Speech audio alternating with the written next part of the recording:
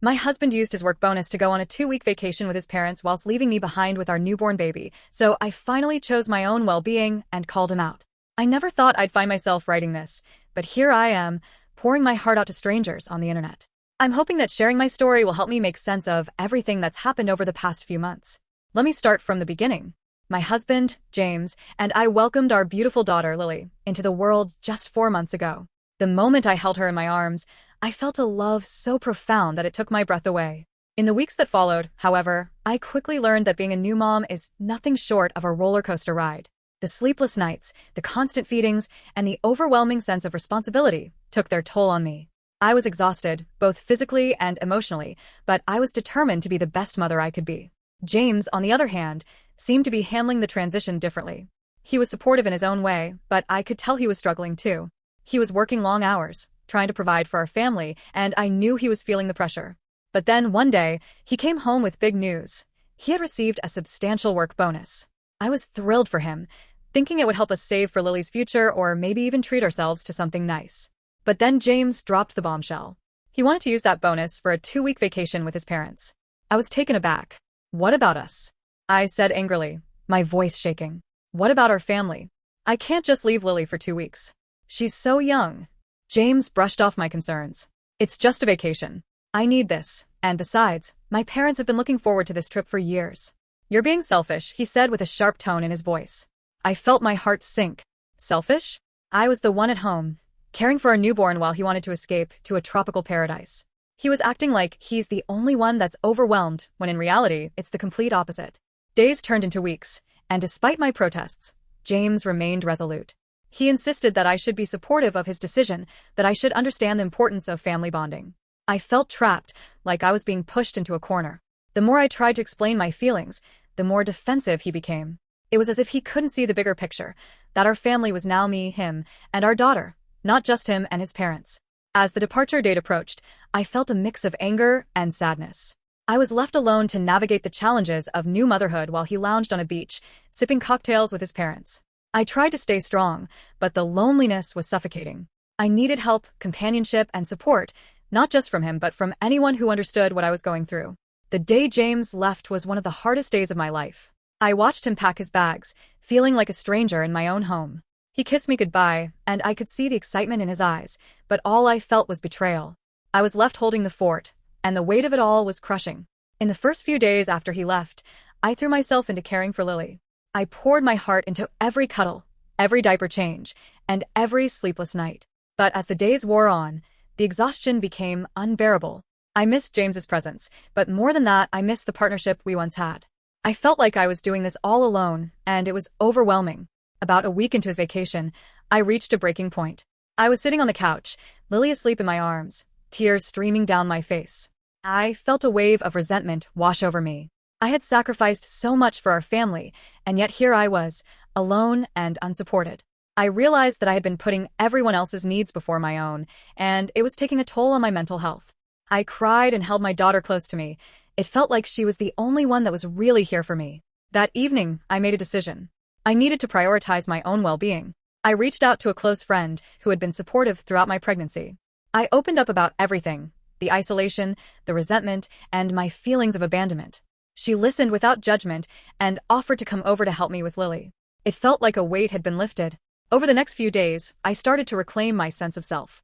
I began to prioritize self-care, even if it was just a long shower or a few moments of quiet with a book. I realized that I deserved to be happy too. When James returned home, he was full of stories and excitement, but I felt different. I was no longer the weary, overwhelmed wife he had left behind. I was stronger, more assertive, and ready to stand up for myself. When he asked how I had been, I didn't sugarcoat it. "I've been struggling, James. I felt abandoned and alone. I need you to understand that being a parent is a partnership, and I can't do this without your support." To my surprise, he didn't react defensively. Instead, he looked genuinely taken aback. He hadn't realized the extent of my feelings. We had a long conversation that night, one that opened his eyes to the emotional toll of new parenthood. He apologized for calling me selfish and promised to be more present moving forward. While it hasn't been easy since then, I feel like we're working toward a healthier dynamic. I learned that it's okay to prioritize my own needs, and that being a good mother also means taking care of myself. I refuse to be the person who sacrifices everything for others without considering my own well-being. In the end, I chose myself, and it's been the best decision I could have made for both me and Lily. I hope that if anyone else finds themselves in a similar situation, they remember that their feelings are valid and that self-care is not selfish. It's necessary. Thanks for reading my story. I know it's a long one, but I felt it was important to share. Here's to all the parents out there navigating this beautiful, chaotic journey. You are not alone. On to our next story. My sister has accused my husband of making a move on her, and I'm not sure who to believe. I'm coming here because I'm feeling completely lost and could really use some perspective. I've been married to my husband, Jake, for 3 wonderful years. He's truly my best friend and partner in every sense. We have a solid relationship built on trust, communication, and love. That's why I'm utterly confused and heartbroken after what my sister, Lily, told me yesterday. Lily and I have always been close. We're only 2 years apart and have shared everything from clothes to secrets since we were kids. However, lately, I've noticed a slight shift in her behavior toward my marriage. I thought it was just her adjusting to her own life changes. She recently went through a tough breakup and has been feeling a bit lost. Yesterday, I invited her over for dinner. Jake had prepared a lovely meal, and we were all laughing and enjoying each other's company. It was a normal evening until Lily suddenly turned serious. She asked to speak with me privately. I could tell she was upset, so I followed her into the living room while Jake cleaned up in the kitchen. Once we sat down, she took a deep breath and accused Jake of making a move on her. She claimed that he had been flirting with her during a family gathering a few weeks ago and that he had touched her inappropriately. My heart dropped. I couldn't wrap my head around what she was saying. I trust Jake completely, and he's never given me any reason to doubt him. I asked Lily for more details, hoping to find some clarity, but she just kept repeating that she felt uncomfortable around him and that it seemed like he was trying to get closer to her. I tried to remain calm, but inside I was a whirlwind of emotions. I couldn't believe she would say something like this without substantial proof. After our conversation, I went back to Jake, who was blissfully unaware of the storm brewing. I felt like I was in a nightmare.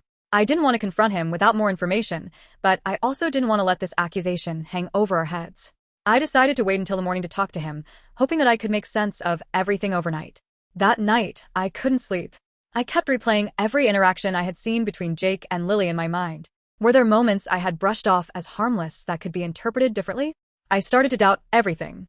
But then I remembered how Jake treats me. He's always been respectful and loving, and the thought of him betraying my trust felt impossible. The next day, I finally mustered the courage to talk to Jake. I approached him gently, trying to frame it as a concern rather than an accusation. I explained what Lily had told me and watched his face fall. He looked genuinely shocked and hurt. He insisted that he would never do anything to hurt me or cross any boundaries with my sister.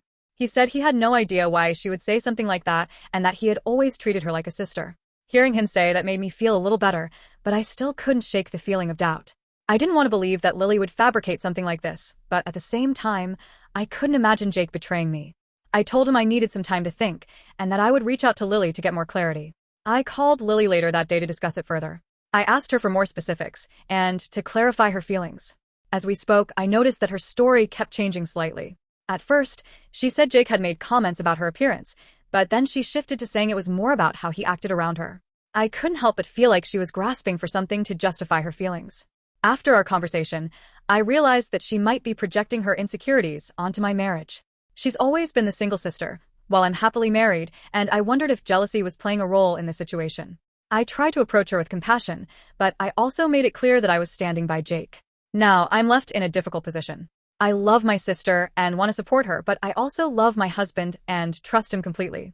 I don't want to lose either of them, but I feel like I'm being put in a position to choose sides. I've thought about talking to my parents, but I worry that it will only cause more drama. I'm reaching out to you all for advice. Have any of you been in a similar situation? How do I navigate this without losing the people I care about? Should I confront Lily further, or let it go? Any insights would be greatly appreciated. Thanks for reading, and I hope you can help me find a way through this mess. What did you think of these stories? Let me know your thoughts about them in the comments, and thanks for listening.